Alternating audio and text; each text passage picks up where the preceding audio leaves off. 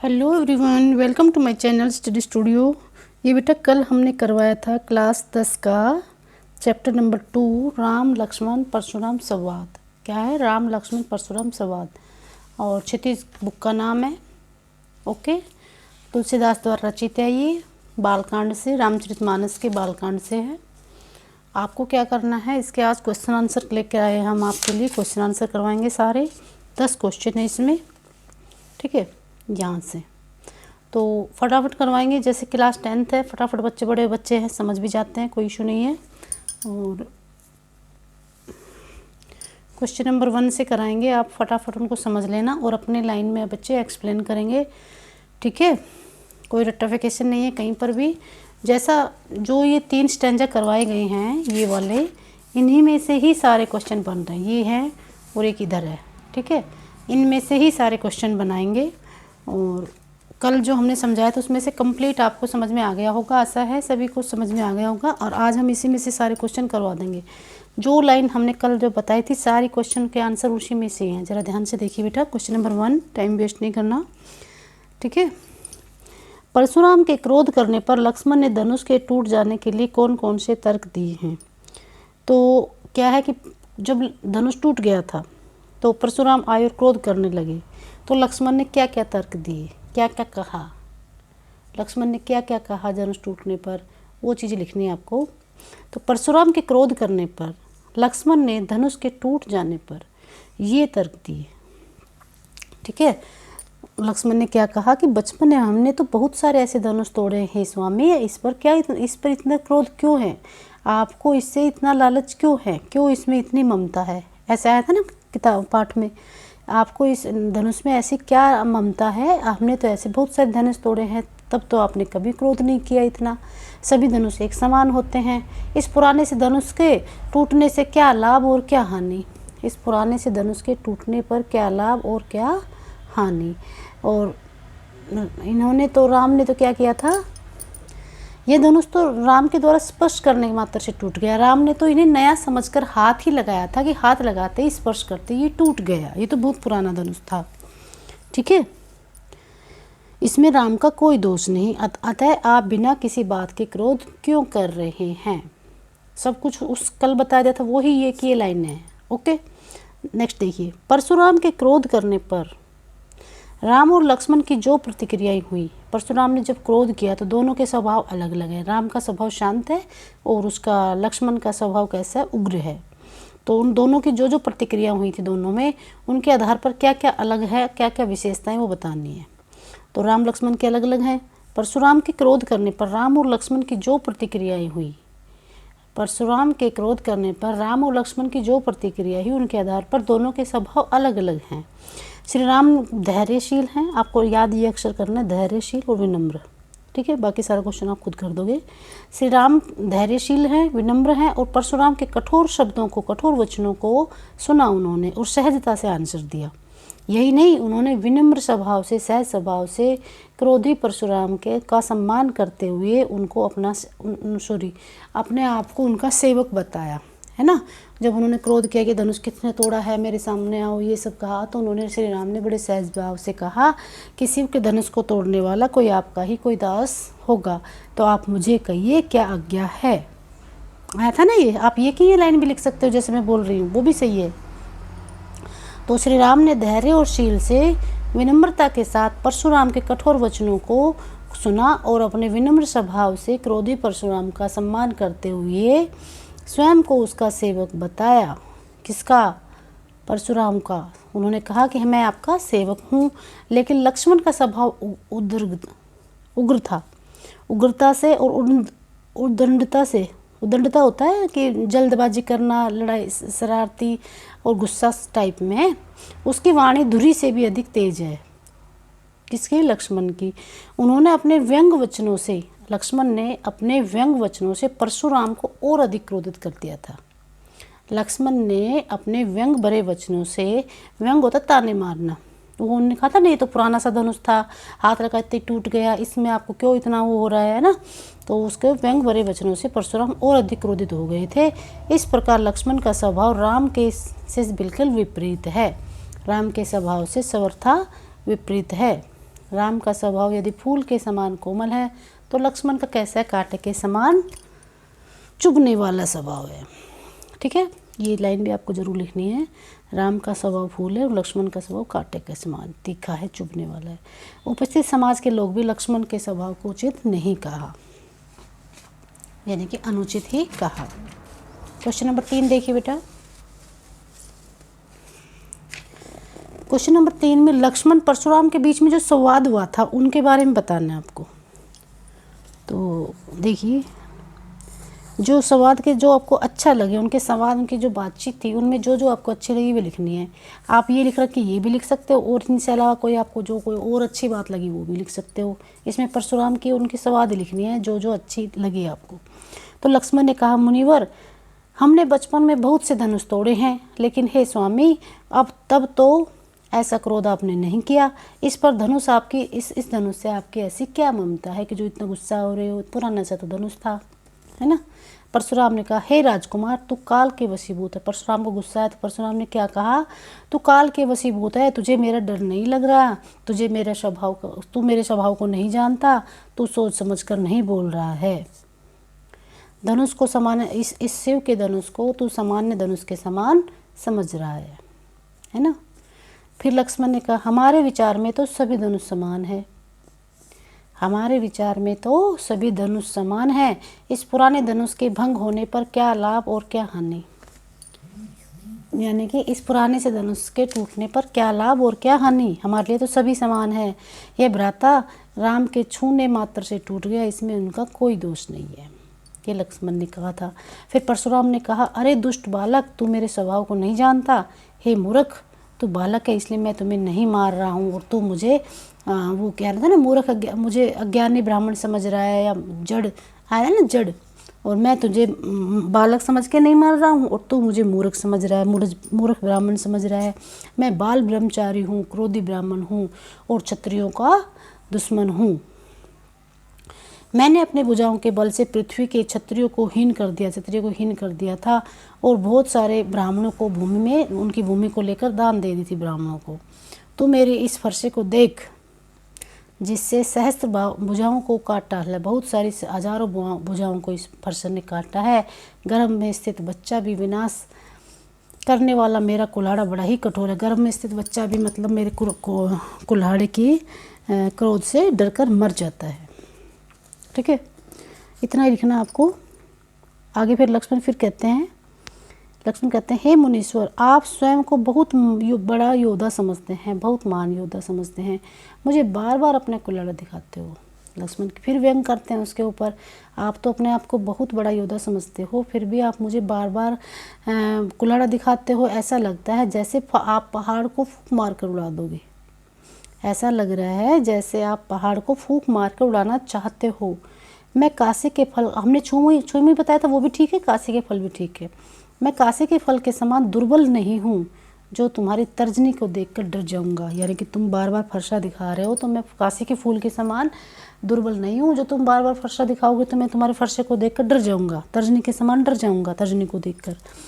हमारे कुल में ब्राह्मण, अब लक्ष्मण कह रहा है कि हमारे कुल में ब्राह्मण, देवता, भक्त और गाय पर कभी भी वार नहीं किया जाता, उन पर वीरता नहीं दिखाई जाती। आपको तो वचनों में करोड़ों, आपके जो वचन हैं वो करोड़ों वर्जों के समान है। व्रज होता है शस्त्र। आप व्यर्थ में ही धनुष बाण लेकर घूम रहे हैं, आपको धनुष बाण की ज़रूरत नहीं है। आपके तो वचन ही करोड़ों वर्जों के समान है। ठीक है, तो ये तो होगा, यहाँ तक लिखना आपको, ये वाले नहीं लिखना, क्योंकि ये अभी कुछ सिलेबस में कम कर दिया है एनसीईआरटी में, ये आगे गए थे वो नहीं लिखने आपको। आगे देखिए क्वेश्चन नंबर 4। परशुराम ने अपने विषय में सभा में क्या क्या कहा, इस चौपाई के आधार पर लिखिए। परशुराम ने अपने विषय में क्या क्या कहा था, उनके एक्सप्लेनेशन लिखने, आपको व्याख्या लिखनी है। देखिए, बाल ब्रह्मचारी अति को क्रोधी, मैं बाल ब्रह्मचारी हूँ, भयुति क्रोधी हूँ, विश्व विदित क्षत्रिय कुलद्रोही। ठीक है, मैं सारा संसार मुझे क्षत्रिय कुल का द्रोही समझता है, मतलब मैं क्षत्रिय कुल का शत्रु हूँ। भुजबल भूमि भूप भी नकीनी, मैंने बहुत सी भूमि को उससे अपने भुजा के बल से राजाओं को जीत लिया है और उस भूमि को ब्राह्मणों को दान दे दिया है। विपुल बार, बहुत बार मैंने बहुत सी भूमि को ब्राह्मणों को दान दी है। सहस समबाहु भुज छेद निहारा और परशु विलोक मही कुमारा। हे राजकुमार, मेरे फरसों को देखो, इस फरसे ने बहुत सारी भुजाओं को काट डाला है। छेद निहारा मीन्स काट डाला, सहस हजारों भुजाओं को, विलोक को मतलब देखो, फरसों मतलब फरसे को, भाई राजकुमार राजकुमार। मात पिता जनि सोच, तुम अपने मात पिता को के मन में चिंता उत्पन्न मत करो, मत करने दो, क्योंकि मेरा ये जो भयानक फरसा है ना, वो गर्भ में बच्चे को भी मार डालता है। यानी कि उसके इतना भयानक फरसा है, जो बच्चा गर्भ में पल रहा है वो उसका भी विनाश हो जाता है मेरी फरसे के डर से। ठीक है, तो इसका एक्सप्लेन ही करना था। एक्सप्लेन हमने कल कर दिया था, सेम टू सेम वही लिखना है, कुछ अलग से नहीं है, सेम टू सेम वही है। अब मैंने दोबारा बता दिया है, कोई नहीं। नेक्स्ट देखिए, लक्ष्मण ने, देखो जिन जिन बच्चों को बेटे ये क्लियर वर्ड नहीं दिखते ना, तो इसका मतलब है आपकी जो वो है ना, उसमें क्वालिटी कमज़ोर है। जैसे 320 पे, 720 पे, 1000 पे 700 ये हो ना, तो इसको आप एडवांस में लगाया करो क्वालिटी, तो उसमें बिल्कुल साफ अक्षर दिखाई देंगे आपको, बिल्कुल साफ साफ। जिनको क्लियर नहीं दिख, धुंधले दिख रहे हैं ना वो बच्चे, जैसे 144 पे होते तो बड़े अक्षर दिखाई नहीं देते बिल्कुल भी। तो आपको क्वालिटी को एडवांस लगा के फिर देखो, फिर आपको बड़ा अच्छा लगेगा। क्वेश्चन नंबर 5, लक्ष्मण ने वीर योद्धा की क्या क्या विशेषता बताई है। लक्ष्मण ने कहा कि वीर योद्धा क्या कौन से होते हैं। ये नहीं है कि बार बार अपनी बड़ाई कर रहे हैं, अपनी प्रशंसा कर रहे हैं, अपनी डिंगे हाँक रहे हैं, मुझे डरा रहे हैं, तो ये वीर योद्धा की निशानी नहीं होती। तो लक्ष्मण ने क्या बताई है वीर योद्धा की निशानी। लक्ष्मण ने वीर योद्धा की विशेषता बताते हुए कहा है कि वीर योद्धा परशुराम के समान अपने मुख से अपनी प्रशंसा नहीं करते। जिस तरह परशुराम अपनी प्रशंसा कर रहा था ना बार बार, तो वीर योद्धा होते हैं वो अपने मुख से परशुराम की तरह अपनी प्रशंसा नहीं करते, बल्कि वह अपने कर्म द्वारा अपनी वीरता का परिचय देते हैं। क्या करते हैं वो, अपने कर्म के द्वारा अपनी वीरता की परिचय देते हैं। वे बड़े धैर्यवान होते हैं, वे व्यक्ति वीर व्यक्ति होते हैं, धैर्यवान होते हैं। वे किसी को भी गाली नहीं देते, वे कभी क्रोध नहीं करते, वे युद्ध क्षेत्र में अपनी वीरता दिखाते हैं, मुंह से बोल बोल कर नहीं। जो वीर व्यक्ति होते हैं वो क्या करते हैं, वीर व्यक्ति युद्ध क्षेत्र में अपनी प्रशंसा वीरता दिखाते हैं, मुंह से बोल बोल कर अपनी वीरता की प्रशंसा नहीं करते। युद्ध क्षेत्र में शत्रु को सामने पाकर केवल कायर ही वीरता के डिंगे हाथते हैं। युद्ध क्षेत्र में अगर शत्रु सामने आ जाए तो वो कह रहा है कि लक्ष्मण ये कहना चाह रहा है कि तुम बार बार अपने डिंगे क्यों हाँक रहे हो, क्यों बार बार फरसा दिखा रहे हो। जो वीर पुरुष होते हैं वो शत्रु को सामने पाकर केवल कायर ही वीरता के डिंगे हाँकते हैं, वीर व्यक्ति नहीं हाँकता। ठीक है, आप क्लास 10th में हो बेटा, थोड़ा सा समझते खुद से एक्सप्लेन करना है बेटा। ठीक है, कोई भी टीचर का पढ़ाया हुआ सेम टू सेम नहीं लिखना, अपने अच्छे से लिखना है। साहस और शक्ति के साथ विनम्रता भी हो तो बेहतर है। इस कथन पर अपने विचार व्यक्त करिए। तो देखो, साहस होता है किसी, आप अपने ऊपर लिख के देखिए, आप हैं बहुत साहसी हैं, बहुत शक्तिशाली हैं, लेकिन आप में विनम्रता नहीं है, तो कठिन परिस्थितियों में आप उन चीज़ों से नहीं निकल सकते हो। लेकिन आप साहसी भी हो, शक्तिशाली भी हो और विनम्रता भी हो, तो आप सभी परिस्थितियों में अच्छे से निकल सकते हो। ठीक है, तो इसमें यही बताया है, कोई भी व्यक्ति साहस और शक्ति द्वारा जीवन की बाधाओं का सामना करता हुआ आगे बढ़ तो सकता है। कोई भी व्यक्ति साहस और शक्ति के द्वारा जीवन की बाधाओं का, जीवन की समस्याओं का सामना करता हुआ आगे बढ़ सकता है।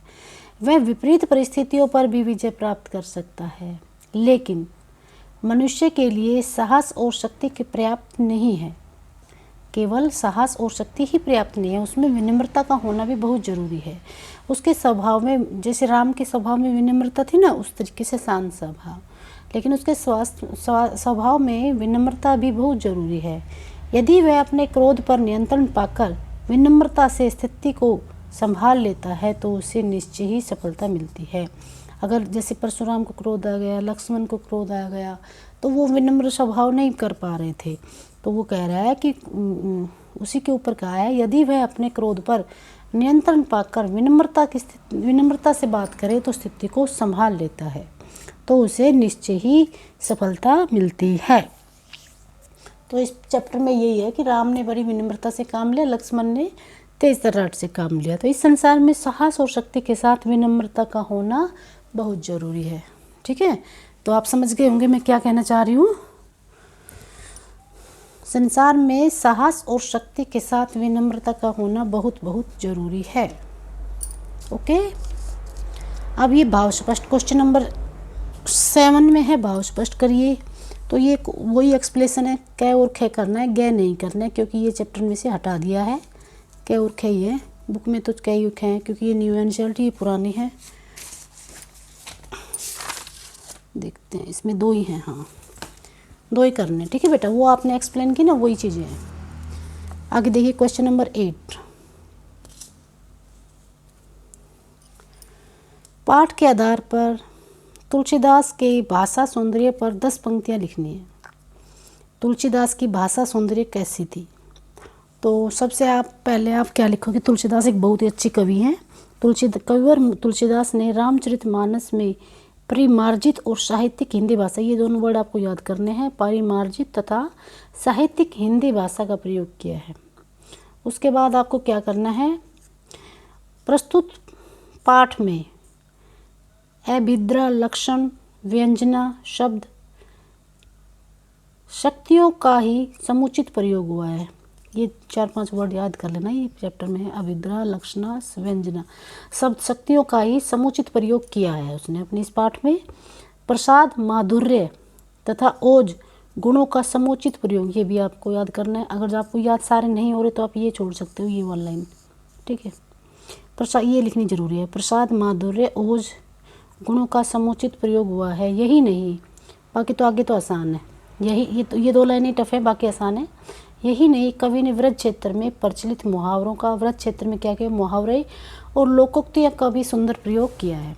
ये तो देखो आप लिख ही दोगे, लोकोक्ति और मुहावरे का प्रयोग किया है व्रज में।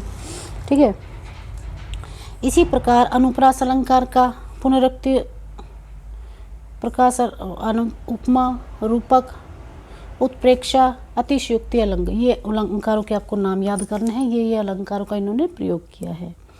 उसके बाद कवि ने संबंधात्मक, व्यंग्यात्मक, वर्णात्मक, ये तीनों वर्ड याद करने हैं, शैलियों का सहज प्रयोग किया है। ठीक है, दोहा, चौपाई, छंदों में रामचरितमानस का वे प्रसंग विशेष रूप से उल्लेखनीय है। कवि का शब्द चयन सर्वथा उचित एवं भावाभिव्यक्ति में सहायक है। जो आपको मेन अच्छे पॉइंट लग रहे हैं ना, उनमें से कुछ ये लिख लेना, कुछ अच्छे से एक्सप्लेन कर सकते हो। तुलसीदास बहुत अच्छे कवि थे, वो बहुत पुराने कवि थे। उन्होंने बालकांड में, सुंदरकांड में ये लिखा।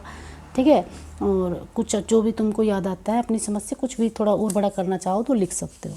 ठीक है बेटा, क्वेश्चन को कोशिश किया करो बड़ा लिखने के लिए, क्योंकि चैप्टर में क्लास 10th के अकॉर्डिंग जैसे 5 नंबर का, 4 नंबर का, 3 नंबर का जैसे आता है, लेकिन क्वेश्चन को थोड़ा बड़ा लिखो। ओके, अब क्वेश्चन नंबर 9 देखिए बेटा। इस पूरे प्रसंग में व्यंग का अनूठा सौंदर्य है, उदाहरण में स्पष्ट कीजिए। देखो पूरे प्रसंग में लक्ष्मण ने व्यंग किया है परशुराम पे। ठीक है, तो उसका ही वर्णन करा है। मानस का यह प्रसंग व्यंग के लिए प्रसिद्ध है। कवि ने व्यंग्यात्मक शैली का प्रयोग करते हुए लक्ष्मण की वीरता, धीरता पर प्रकाश डाला है कि लक्ष्मण वीर भी थे, धीर भी थे और व्यंग्यात्मक भी थे।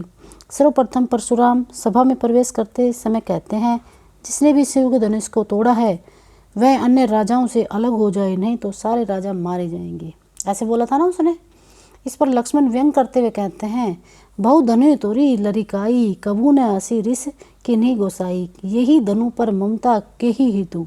अगर आपको ये याद कर पा रहे हो, लिख पा रहे हो तो बहुत बेस्ट है। अगर नहीं कर पा रहे हो तो आप इसकी हिंदी तो सबको पता है, वो लिख सकते हो। ठीक है, जब परशुराम ने कहा कि धनुष सारे संसार में प्रसिद्ध है, तब लक्ष्मण ने व्यंग करते हुए कहा कि हम हंसी हमारे जाना, भाई ये संस्कृत ये लिखना पड़ेगा हिंदी में। तो लखन ने हंसकर कहा, हंसी हमरे जाना, सुनहु देव सब धनुष समाना, परचति लाभू लाभू जोन धनु तोरे, देखा राम नैन के भोरे। इसमें वो है कि जैसे उसने मतलब हमने बहुत सारे धनुष को तोड़ा है। लखन कहा, हंसकर लखन ने कहा कि यह सुनकर देव और धनुष समान है सभी, मतलब इसको तोड़ने में इसमें इस धनुष को तोड़ने से सभी धनुष समान है हमारे लिए तो, लेकिन इन धनुष को तोड़ने से क्या लाभ है और क्या हानि है इस पुराने से धनुष को तोड़ने से। ऐसे राम के भोरे देखा राम के भोरे, राम मतलब राम ने तो इसको नया मतलब नया समझकर छुआ ही था, ठीक है। भोरे मतलब धोखे से, भोरे मतलब धोखे से उसको नया समझ के छुआ था तभी टूट गया वो, ठीक है। आगे लाइन में वो आना था, तो इसमें व्यंग्यात्मक जो लाइनें वो दिखा रखी हैं।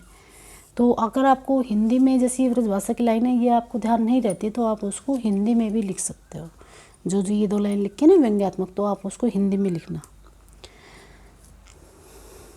परशुराम ने क्रोधित होकर बार बार अपने प्रताप और बल का बखान किया, बार बार अपना बखान किया। इस पर लक्ष्मण ने पुण्य व्यंग किया, फिर व्यंग किया।